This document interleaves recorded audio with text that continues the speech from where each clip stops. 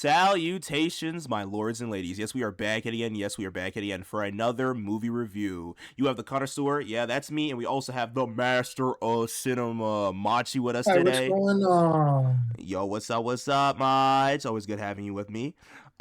Today, my dear viewers, we're gonna be talking about the 2026 movie. Good luck, have fun, and don't die. Absolutely, it was just an interesting movie concept. It was very out there with a lot of different subject matter, and we had just like a lot of fun watching it. It was very hilarious for both of us, and like, it's a good time to talk about it. If you haven't seen the movie yet, get your butt in a seat, go to the movie theaters, go find it on a streaming service, do whatever you need to do. Get out of here, please, and come back to us, please, and just let us know on what y'all thought about it. But like I always tell in our videos, it's gonna be spoilers ahead from this point forward. So if you haven't seen the movie, get out of here and come back, because spoilers are ahead. You have been warned, you have been notified. All right, let's get into the review. All right, Machi, my man, my guy, my goat, my master of cinema himself. Yo, first and foremost, I just gotta ask you, man. Like, what would you rate this movie? Like, how do you feel about this movie, man? This is a solid 8 out of 10 for me. Word. I appreciate it. Would you like to give me a little bit more context? I'm surprised. This movie seems like it did numbers to you. Yeah. So the overall premise of the movie is that a time traveler came back in time to basically safeguard AI, as AI in the future takes over and it's the whole apocalypse and all that, right? Yeah, And it's really the comedy of that mixed in with obviously that's going to take over the premise. That premise also mixed in with the whole idea of this generation, and that he's saying we're gonna die in the future, but also like through the perspective we see of the other characters, kind of we're already gone at this point. yeah. It's really funny. It's like a certain worry that parents of the day would have of this generation mixed in. That's just a really funny comedic through line throughout the entire movie, and I really like how it commits that kind of bit. No, truly.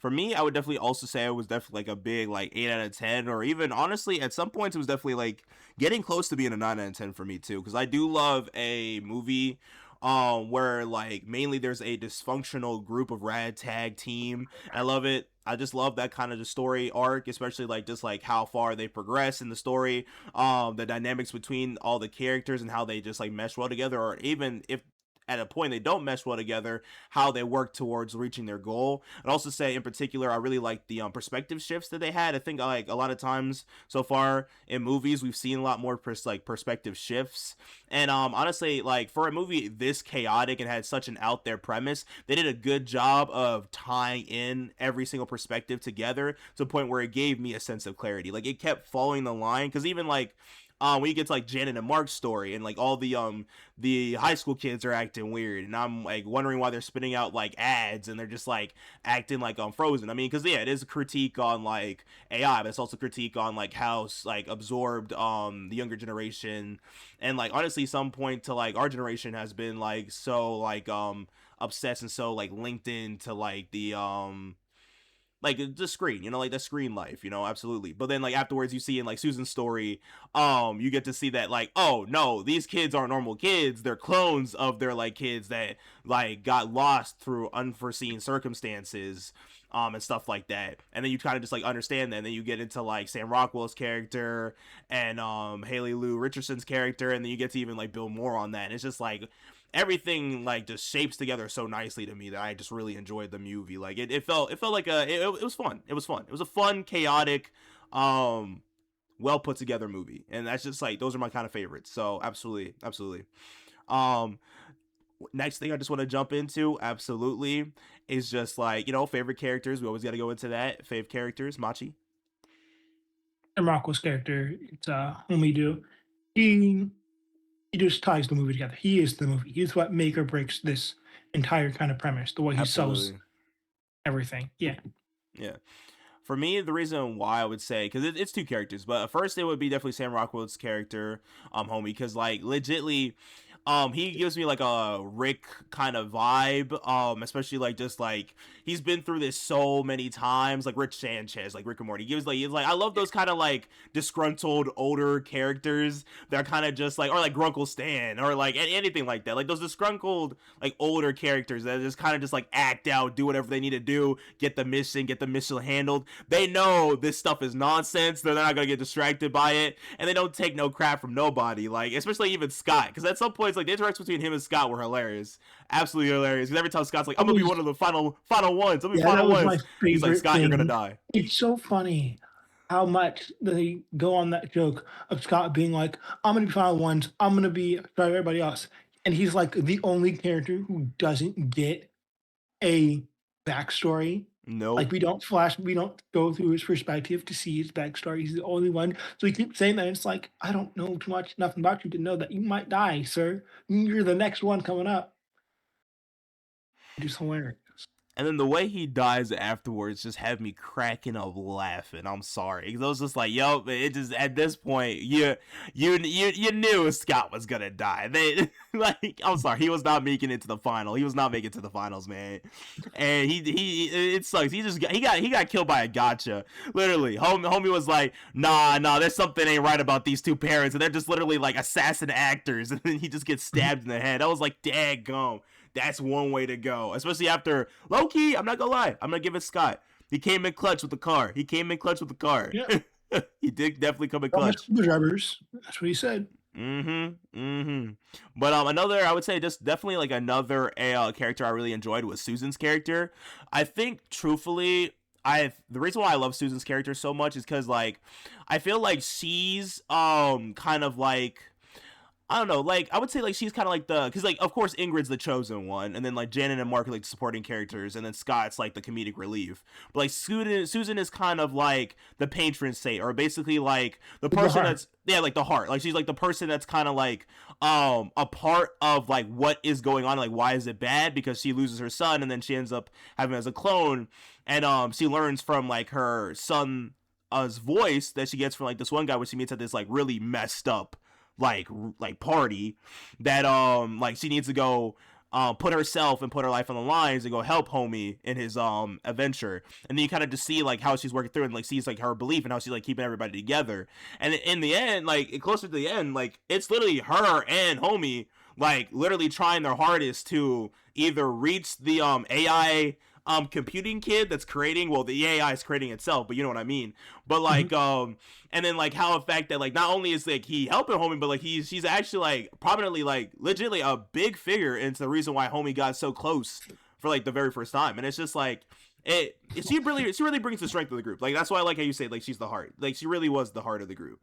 And like Mhm. I really just enjoyed her character. Like it was funny because even they even kind of matched each other's comedic vibe, and that's what had me cracking up. I'm not even gonna lie to you. Like they matched each other's vibe. They matched each other's crazy. So it just felt good. It was a good, especially like when they're like geeking at like the one robot that's like trying like little midget Iron Giant thing, or the like the little tiny Iron Giant. And he's trying to like pick up the knife, and then he like drops it, and they're like, ah. And Susan goes, "Yeah, you loser." I was like, "Bruh, it's just immaturity," but it was funny. It was hands down. It was just a good vibe, man. But definitely like Kobe Do and Susan, but Ingrid as well. Ingrid was definitely in the top three for characters for me too. Because honestly, her story. I mean, she is the chosen one. So and her story was just like even it was kind of comedically dark, it was kind of sad because like legitly she was getting ostracized because of the fact that like she's not able to use technology because she's allergic to it, and then like to lose the one person that she loved that also truly wasn't about technology, but then he got the taste of it, and that's like how she lost him. Like it was just a it was like an interesting way to bring her up and then like show her and use It's a her. bit of a tragedy, especially to see how she gets to the point she's at, and what that leads to, which is really interesting. Yeah, no, for real. Um, okay, how did you feel about? Because I know I guessed it right, but how did you feel about the twist? That like about Ingrid and Homie's relationship. It felt too predictable, but it was still pretty good. No, for real. I feel like that's what gave you the revisions because he was like, no, there's no way that this could be like facts. I remember you whispering that it's like, no, there's no way. But the only reason why I thought so was because of the fact that like, because one thing I will say, I do like how sometimes a movie, even like the subtle words, the subtlety of words can really give you a clue in of what they're basically trying to like present to you, what they're trying to give you, like little clues. Because when she's with her boyfriend, which I don't remember what his name was, I'm trying to look. I think it was it because there's a one dude named Blaze. So I don't think that was her. I don't think that was her man though.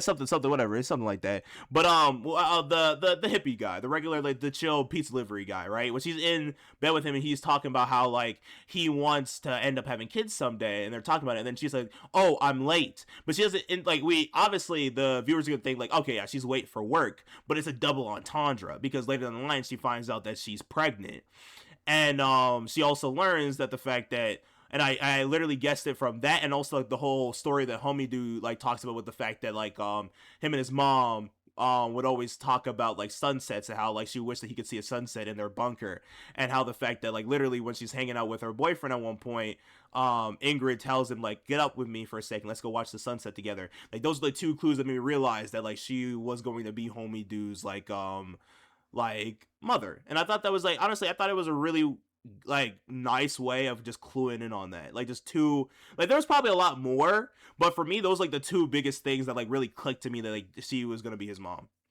Mhm. Yeah. But like I mean honestly another like in like instance of like the movie itself that like I feel was also kind of just like well put together is like when the big crazy evil eldritch horror shows up, like that freaking centaur cat glitter Oh, monstrosity. yeah, it's very funny. I loved, especially, and you talked about this when watching the movie, the phrase he used for it. Great prompts, guys. Yeah, and I when I picked up that I was like, ah, I see what he means. I see what he means, man. Nah, it was interesting. I mean, because literally, like when they're all spitting that out, it's like I mean, literally, AI really just takes what you spit into it and then uses that to create what it's looking for. And they all just kind of spat out random stuff, like all the positives that it could be instead of like rats or like a whole army or like a whole assassins group. Like when they finally get to like the safe house before they get to the actual kid's house, and like it's just like interesting to seeing like everything that they asked for together. And he just says, yeah, great prompt, guys." Like it reminds like it literally like it reminds me of like when you get like an AI generated photo or AI generated image, and like when you put in so much stuff, it just takes all that stuff in and then tries to like create it based off that, but it never looks good. It always looks chopped or wrong in some way, but you can't really explain why. And that's what it felt like looking at the big eldritch horror that they created through their prompt. And I just thought that I like that. That was a good line. I like that. That made me smile. That made me chuckle. I'm not even gonna lie to you. Pretty good. Um, what do you feel like was a message they wanted to like get through with the film? Message. Yeah. It's interesting one. This isn't kind of new. It's a new version on old classic, right? Mm-hmm. Especially, I love the way. So most of the movie, like big spoiler for the end if you haven't seen it. But most of the movie, basically, we're trying to not trying to destroy AI. Even when he's asked, "Hey, why don't we just go back in time and kill the person that's going to do it?" And he's Mm-hmm. all like, "Bro, it's going to happen eventually. That's the problem. It's going to happen eventually. If I kill this person, someone else is going to do it. The fact that we know who's going to do it is a big benefit to us." And then he gets there and he doesn't try to destroy AI, the upcoming of AI. He tries to add Safeguard it. something to it. He tries Yeah. to safeguard it. He's got a USB to plug into it with the code to safeguard it like it should have been done in the first place, but it's not being done, which is the problem. But even though he safeguards it, it's not there to help you. And that's the big problem. It's still going to do what it wants to do. It's ultimately going to take over. So he Yeah. then goes back in time. He tries a different solution at the end of the movie, which is to just make so nobody can use it. Essentially, and I think that's the biggest message of the movie, especially about AI. And this is like an old talking point since the very idea of AI. There's even like in the Matrix. The whole idea of the Matrix is that it's Yeah. literally a revolution, right? Or there's even like I love this part. There's a version of this, like a part of what you're talking about, what happens in the future, people being, or even Ingrid's boyfriend, how he goes, says, I'm going to go into a pod for the rest of my life and be sustained in that way, essentially, and then live in essentially what he's talking about, a virtual reality, Yeah, like a right? better It's like, life, as he calls it. Like it's right? like a perfect world. There's this, if anyone here, dear viewers, has seen Adventure Time. Okay, In Adventure okay. Time, season 8, this part aired around 2017, basically, but in the island mini arc, basically. One of Yeah. the islands is filled with a bunch of people who are just living in pods and being taken care of and live in virtual reality because the real life has kind of crumbled for them. It's too hard for them to really exist in. And it's really that idea that very much there's a part of humanity that has just accepted this new wave of AI and accepted that this is what they want, this is what they want to do Yeah. because of the way it feels, or even like the ease of access, True. right? And that is very detrimental. It's very dangerous, a slippery slope you're going down when you're playing with all these things that could just be even more self-sufficient. You're creating this new form that isn't exactly human, and then you're just letting it kind of take over. Oh, for real. And is it It's a like surrender of free will, essentially. yeah, and then like if you go to the question like when you go to Ingrid's boyfriend, like is that truly living? Yes, you're living in this virtual world, but are you truly like being able to like really feel, live, be there, like fully? I mean, yes, you're in there with the mind, you're in that in the sense of like, yeah, you're taking part in it, but like Ingrid's like, I'm right here. You have this with me right now. This is the life that we built, and you want to give it up for something that like is a quote unquote false promise. Because legitimately, this is like one of the biggest takes for me when it goes to this movie, like a big message, is that I feel like we've been presented, and like you've talked about this too, like with your own point of view, Machi. Like we've been kind of been like presented with this like great tool, this great like big of a thing, and like like using like AI as a tool, like it makes sense, it's fine, but like at some points people are getting to a point where they rather have it fully automate everything instead of like having the choice or having that freedom. And like that's where I feel like we get into like that disconnect, because even at some point the young AI, the one that's creating the big evil AI that needs to get safeguarded, he's like, let me like, Ingrid, listen to me, like I can make you a world where you're never allergic, where you never had to deal with all the isolation you had to deal with, where you never had to deal with it, like basically like giving her that false promise, giving her that false hope, or giving her that like in the to get into like a biblical kind of reference, right? Like how like when Jesus is like walking in the desert, right? And the devil's telling like all the stuff I can give you, all the promise I can make you if you just like choose this, if you choose me, if you choose this easy, comfortable life instead of like all the hardships, instead of all the work, instead of all the stuff you can put into and put in that effort. But like truly in itself, that isn't truly living. That's just an escape from life. And that's just not what you truly want. And that's what Ingrid gets to the point is like, no matter what, and even if I chose what you're giving me, if I chose to believe in your lies and chose to take this side, it's not truly what I really want. It's not truly going to be beneficial to me in the long run, or anybody for that matter. And that's how she's able to see through that and see through those fake promises. And that's why she's able to quote unquote save the world.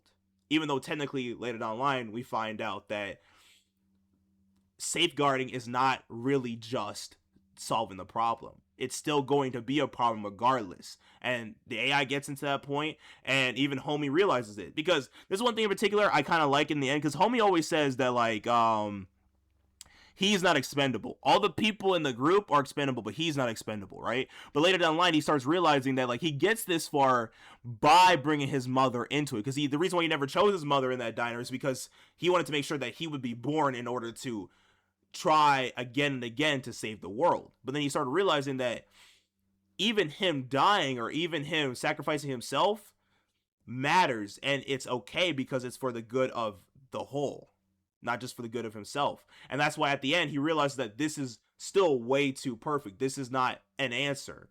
This is just a bypass before everything gets worse again. So he ends up getting the better idea of that, like, I'm going to bring in my mom and make it so that I can save the world the right way. Mhm. Absolutely. Instead of just like having a cop out or having an excuse, or basically just having a little basically building a makeshift dam, expecting it to hold back the water for the rest of time, right? It's not. It's got holes in it. It's shoddy. It's terrible craftsmanship. It's not going to hold back the water for the rest of life. So now he's realizing he needs to make a better freaking dam. And that's what he's Mhm. going to do. And I like that. Yeah. Man, this was a good movie. Honestly, this is a good movie. I'm enjoying this conversation. This is a great movie, man. This is a good movie. I think lastly, I feel like the only thing other I want to just talk into is just like Mark and Janet's story, especially just because of like I feel like how professors or teachers are trying to regulate the use of AI with students' work now, because especially like I feel like nowadays like our Or even the professors use of are, technology yeah, in general. yeah, It's very hard nowadays to be a teacher and to struggle for your students' attention that should automatically have that, right? If and here's an interesting idea. Why are these kids coming into class to be on their phones? exactly. You're here to learn.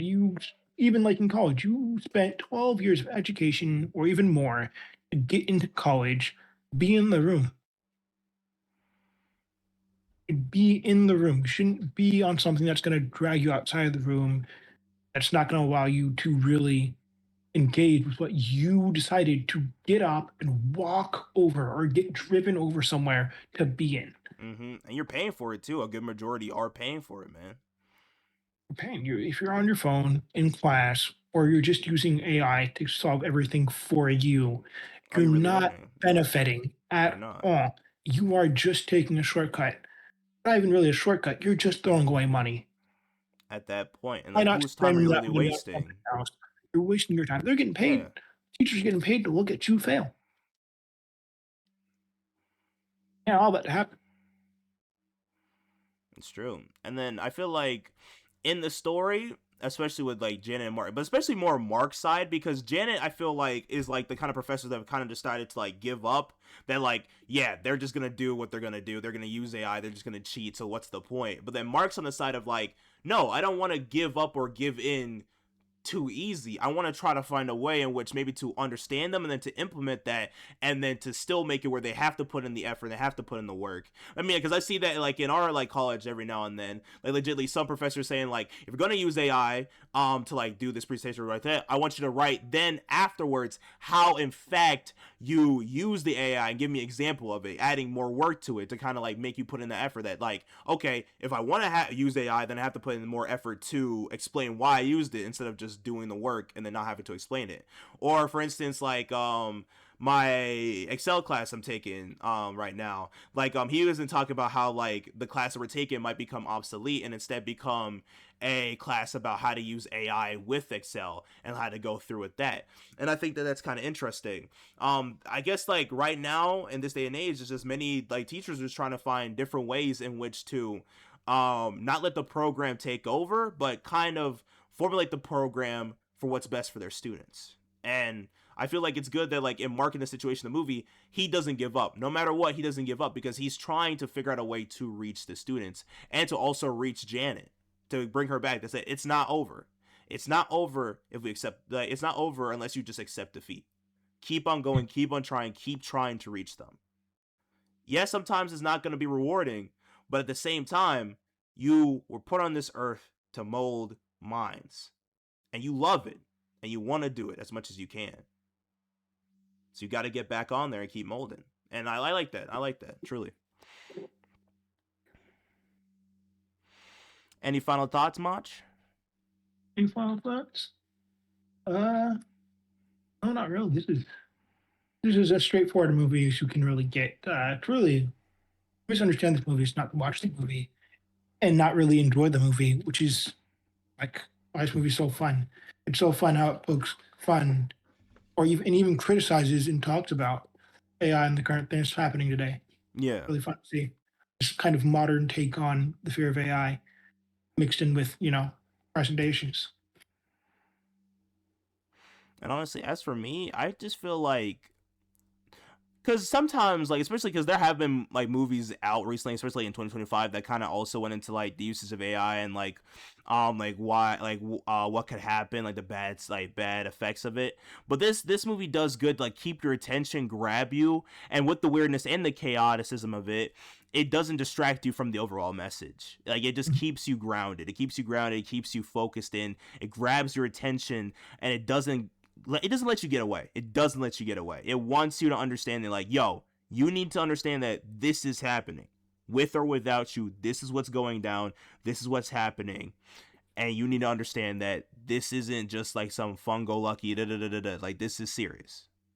But Mhm. they do it in a way where they do it in the way in the movie where everything is unserious, but the concept in itself, the deeper meanings are serious, and you can get that through the movie. And I think they do a well job about that. That's the final thing I'll say. Um, but let us know in the comments what y'all thought about Good Luck, Have Fun, Don't Die.